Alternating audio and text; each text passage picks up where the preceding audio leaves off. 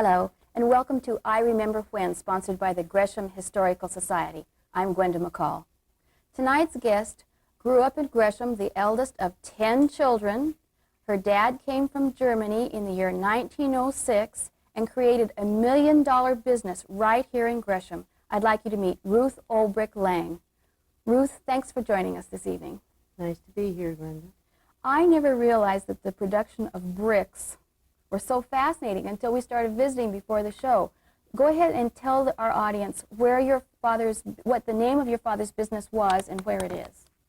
Well, it was the Columbia Brick Works, located south of town, on just off Hogan Road, right near where the railroad track and Johnson Creek.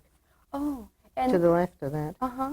And he put it there just because there was so much clay. Is that? This is true. The clay deposit was there. I think I found some of that digging in our yard when we first bought our home. I'm sure. I'd like to start by showing this picture that was taken in 1909. Tell us what we're looking at here, Ruth. It's part of the old drying setup, as near as I can tell. And this wall behind the fellows is really a wall of brick that are drying in the outside, in the open, but depending on sun and wind to do the work. Really? Because in our climate, you'd think they'd never get dry. Well, sometimes they didn't do too well. Now, in the olden days like that, they didn't have steam machinery to dig the clay out. How'd they get it out? A lot of it was done by hand, and of course with the help of horses and carts and what have you, they managed to get it to a place where they were doing the machining. Hot, heavy, hard work. Right. And it must have taken a large crew just to keep the clay dug out. I don't know how many they had, but in those days they got along with as little as they could. Did they ever use dynamite to loosen it to get it started? That was later on, I think. So they just did it all with shovels to start with? Mostly. Let's go ahead and show some of these interesting pictures you brought. Now, these were taken in about 1923. Go ahead and tell us what we're looking at here. Well, we're looking at the old electric shovel in the background, which dug it out of the bank, the clay out of the bank. And, of course, then the other is the locomotive that pulled the clay car that brought the clay into the storage. And you can see right here the opening in the center of this. There's a track on each side, of course, and it's open here to where that car had a bottom dump, and they dumped the clay into the storage area. Oh, so right underneath these boards is the storage area for the clay. For the clay. And then you go back and get more and dump it in the hole and go back and get more? Right. Well, of course, you advanced forward. That shed was pretty long. Oh, sure. That makes sense. Okay. And then before we go on, they'd have the clay then in the storage shed, and then they'd bring it in to do something. What would they do? Where would they take it to next? How are they going to start making bricks? Well, then it was hooked onto a conveyor belt that brought it into the machine. And this machine would work the clay. It's what is known as a pug mill. It's like a big dough mixer. And they would add water or sand or minerals depending on what they wanted to make. What did the minerals do to it? Color added. It made the different colors, dark colors principally, black or brown. Kind of like they add minerals when they're doing glass work. True. Right, and then the clay is now like a bread dough, and what do they do with it now? Well, then it is extruded in a column that is cut with wires, and from there it is put on. The wire is put on cars that go into the dryer. These are some of the cars coming out of the dryer. The machining room is on the other side of this building there. I thought it was fascinating that the wire that they still use to cut the brick is piano wire. Right. It's still the best one. And the wire, it looks like my egg slicer. It just comes down and slices 8 brick at a time. Same idea. Now, in miniature. And then after it's dried, the bricks have to dry. I suppose when you're doing any kind of greenware work, they have to dry before you can bake them. Right. Okay, tell us what we're looking at here. Well, this is the ingoing end. In other words, this is where the dried ware is going into the kilns. These are all chambers. There are 22 of them. So there's like 22 little ovens lined up along here. That is right. They go way back. Mm-hmm. This is the end of it right here. Mm-hmm. This is 22.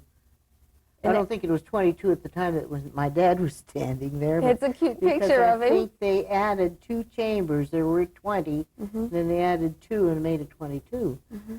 But after they get those chambers filled, then they put loose brick, fill that opening, and it's plastered over with mud. So they actually put the brick in there and brick it up and mud over it so that right. they're really in there then. Okay, and then they turn on the heat. And how do they provide the heat?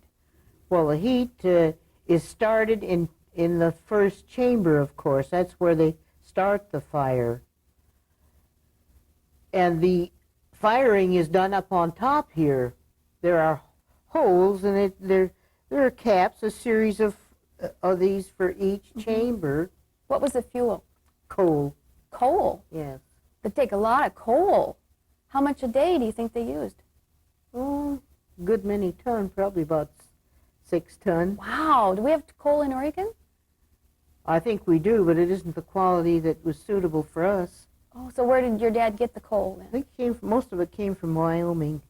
Do we still use coal to make the brick? Not out there, they don't. I don't think they do anywhere. What do they it's too use now? laborious. I suppose. Gas is what is being used natural now. gas, sure. Well, it's cleaner. Now, how hot did the ovens get to cook these brick? Up to 2,000 degrees. 2,000? Pretty hot. I guess. What if it went over? Well, then you got a few clinkers. A clinker. A clinker brick overburned. Are they black? Some of them turn black. Huh. And they kind of melt together, a lot of them. Made nice chunks. They actually got so hot it melted the brick. That is true. Oh, for heaven's sake. Now, you brought with you a film, we have it on video, that was taken in the early 60s. Tell us what we're going to see about this film, who filmed it. Well, it was filmed by the Ridgefield Oil Company, known as The Success Story, and they made these of many of the local businesses. And your dad was definitely a success story. And KGW did the filming. So let's go ahead and take a look. This first clip will be of the host and then of your father. See this brick?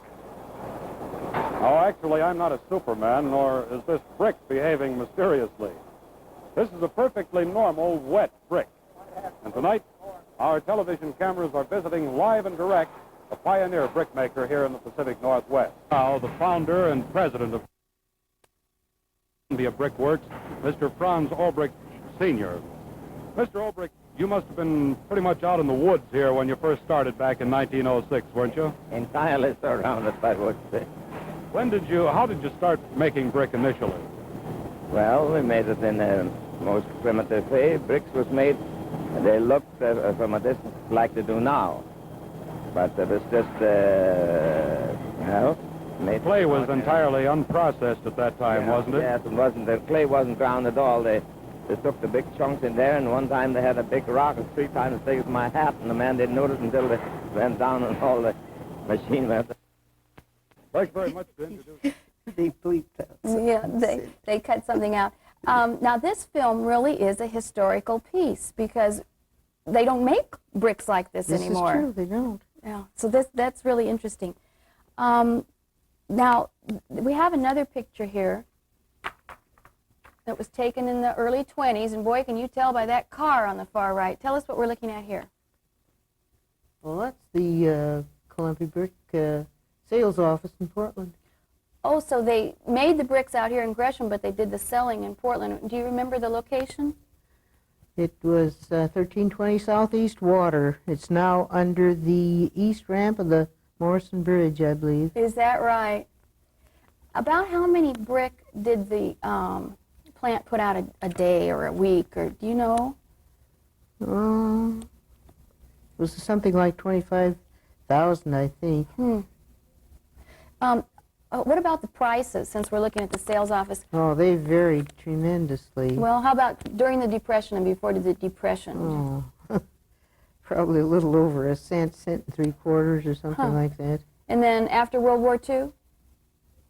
It went up, but I don't remember just what that was. When I talked to your brother Albert, he said it was about 3 cents. You think that's pretty accurate? That sounds about right. But what do they go for now? About 25, I think. So we've come from 3 cents to 25 cents just in my lifetime here. That's really interesting. Okay, now we're going to go ahead and take another look at this video that was done in the early 60s, and we're going to see you and your older brother Franz. Now, on my left, Ruth Ulbricht Lang, who is the keeper of the books here at Columbia. On my right is Franz Ulbricht Jr., man who's in charge of the office, the sales office downtown on Water Street. Let's start with you, Ruth. Most industries today, I think, vary somewhat with the seasons or with the time of year. Is that pretty much true of the brickworks here? Yes, it is. The winter time sometimes keeps us from operating because you can't use frozen clay to make a saleable product.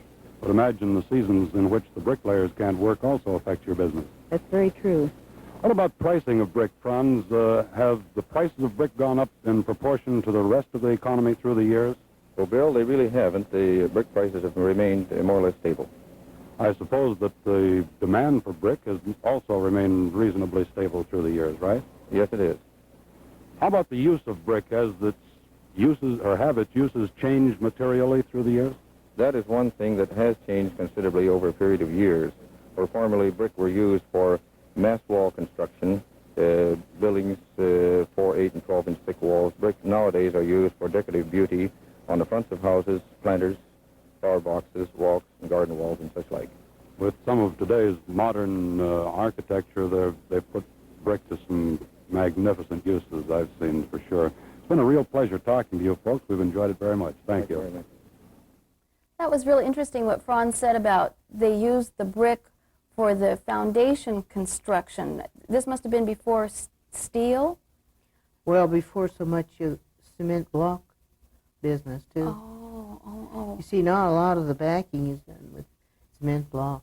And then they just put the brick on the front That's right, for look. just for decoration. Well, how did they take Sure. little bricks and make it the big, strong foundation for some of these skyscrapers? Well, years ago, they just had massive walls at the bottom, and Oh, they then used a lot of tapered- them. That's right, Oh, and I tapered as see. it went up. And then the walls would get thinner and thinner as they went Right. up because you didn't need You didn't need the strength up there. for the weight. Oh, that's interesting. I've also always wondered about used brick. I think it's so pretty. Now, your company started producing used brick in about the 60s, right? Somewhere in there. But why? You'd think with all the brick buildings around there'd be enough used brick somewhere. Well, it just, that kind of wore itself out, I think. That is, there wasn't the volume of natural used brick. Of course, those had to be cleaned up, and we'd hire the winos from the waterfront to Oh, really? come in and chip the mortar off. With a little hatchet, they'd That's chip the right, mortar sure. off and you'd sell Yeah, the bricks. right. Well, then, when you started making used bricks in the 60s, how do you make used bricks? Well, of course, there again, you could use a lot of your rejects to begin with. That is, brick that weren't absolutely perfect. You put them in a big tumbling machine, which was a big steel drum with ridges in it to where this revolved and made a terrible racket. I bet. And so you just chipped them up and made them look rough, and then they used cement slurry and black paint and white paint And slop such them up as and let it that. all... Sure, because the brick that came out of these old buildings very often, well, they had the mortar scars on them for one thing, and then maybe there'd been a sign or something painted on that building, and so you got white or black or whatever they'd used. That's interesting. And then another brick that your father invented, wasn't it? Didn't he invent Roman bricks? Well, I think he did. He invented the Roman brick, which is a thin brick a foot long, and it was made in a block form because that was the only way they kept the units straight. Did he patent that invention? He should have, but he didn't. Oh, gee. Okay, our next clip shows us how a Roman brick is made. Let's see how a Roman brick is made. Finally, of course, we have the distinctive Roman brick, introduced by Columbia Brickworks about 40 years ago. Besides the most interesting texture of its broken face, this Roman brick lends itself to fireplaces and panels designed with strong horizontal lines. A keynote of elegance for many different settings. In case you don't already know how Roman brick gets its rough face, let's see what it looks like when it comes out of the forming die. When this extrusion is cut, you actually have 4 bricks together in the form of something like a miniature chimney. But as you can see, knives have deeply scored the clay for easy breaking after the bricks are burned in the kiln.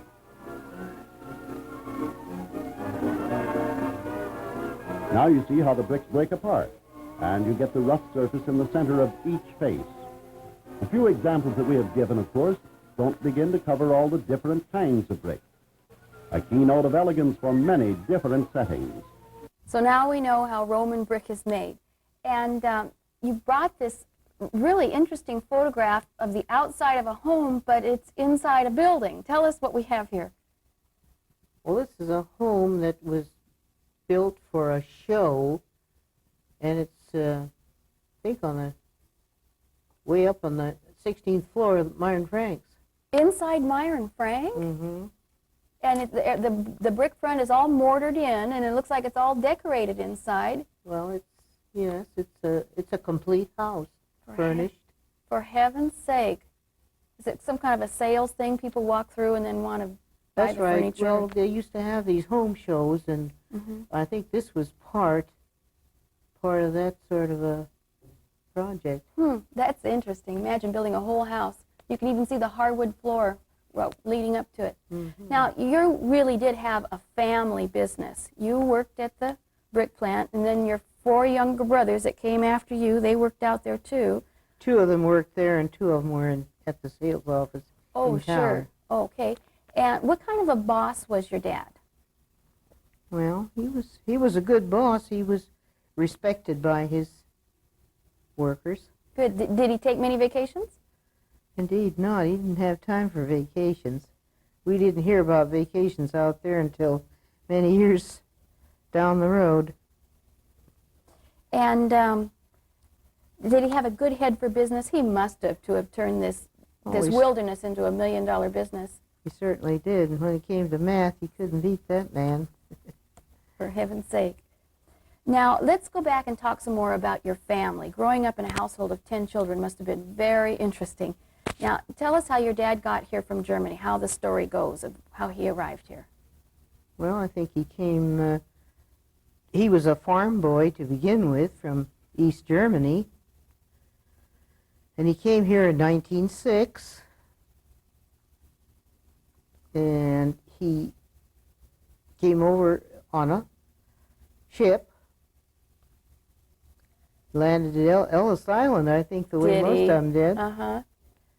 And then, of course, he knew his destination because his uncles had come here ahead of him and discovered the clay deposit.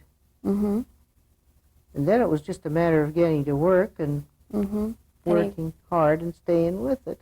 Hard worker, 7 days a week type of worker, wasn't he? Well, more or less. He took time off Sunday to go to church.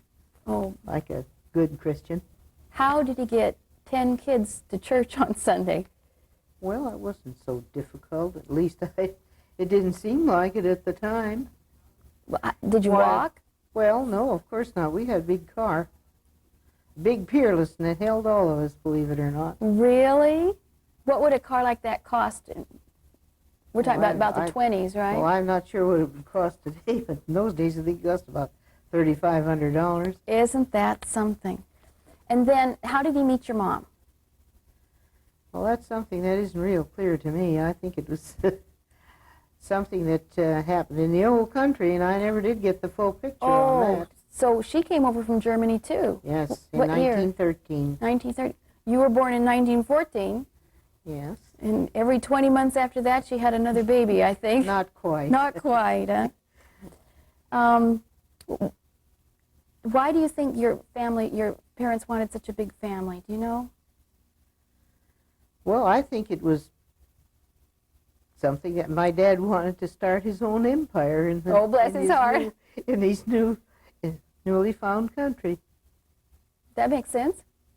Now, can you tell me the names of your brothers and sisters? Because I think that a lot of people will have known Old Bricks during the years at Gresham schools. So it goes Ruth, and then Franz, and Albert, Bernard, Joseph, Gertrude, Marie, Elizabeth, Pauline, and Cecilia. good for you. And I know your mother passed away when you were about 27, and the youngest was 7. All right. So you really did help raise all the children, didn't you? Somebody had to.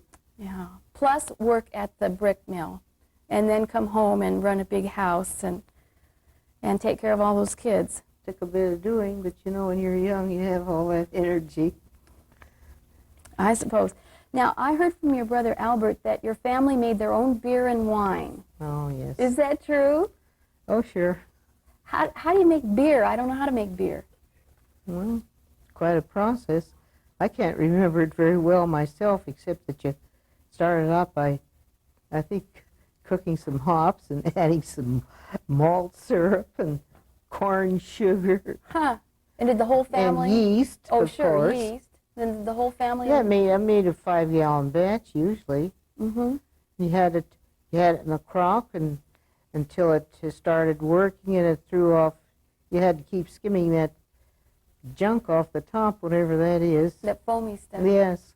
Let's go ahead and show a picture of your family. Now, I don't have one of the 10 children, but this one, you're about 6 years old, right? This was taken for a special I probably occasion. was 7. I think I was at least 7. Mhm. Either 7 or, yes, about that. Mm-hmm. And that was your first Holy Communion. Right. Right. And there are the 4 boys that came after you, and then after that were 5 girls. That's right. Now, when you have 10 kids in a family, do you find that you spend a lot of time at home, or did they have to go out and find friends, or? Well, we had friends, of course, our school associates mainly, and we didn't find it difficult to fill our time. My dad didn't stand for any idleness, for one thing.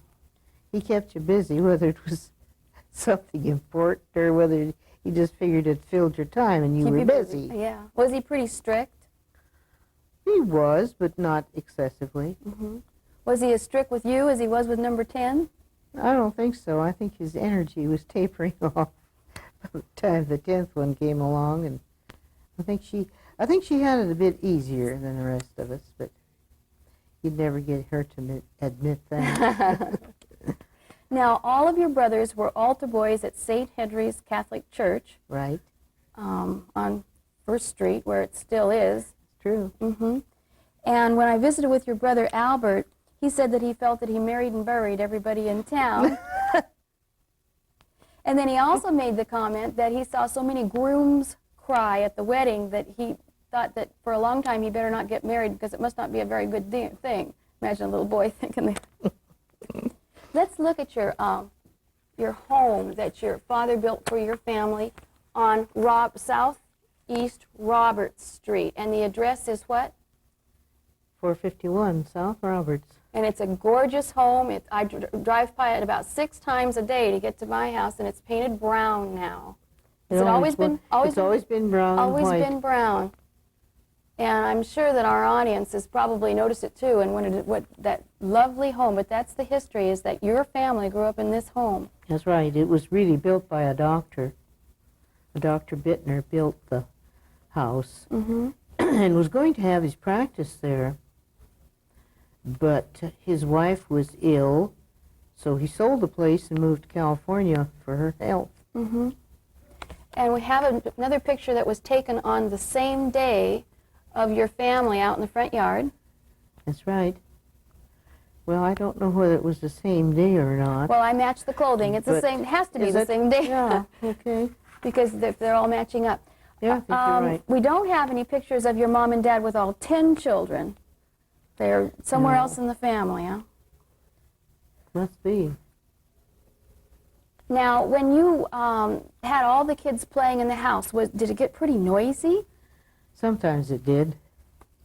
If they took a notion to ride from the living room to through the back hall and the kitchen and back through around the dining room table again. But that didn't happen very long. Oh, I can just picture because that. my mother wouldn't stand for it. The little fellas would get in their little kitty cars and they'd go in a Right. circle through the whole house, through the kitchen door. I can just picture that because my grandparents' home was the same way. We'd go round and round and round. Oh, that's great. And what other kind of games did the kids like to play? Do you remember? Well, we used to like to play hide and go seek out at the brickyard because there was so many places to hide. Lots of scope there. Well, now that we mentioned the brickyard again, I bet there were great places to hide. The Gresham Historical Society is putting up a wall of brick with names on it by the little First Baptist Church that they're going to use for a wedding chapel. And Columbia Brick is doing the brick. So the old brick family's creation is still helping the community. But your dad, your dad passed away in what year? 1960. 60, but your family sold the business in 73. 73.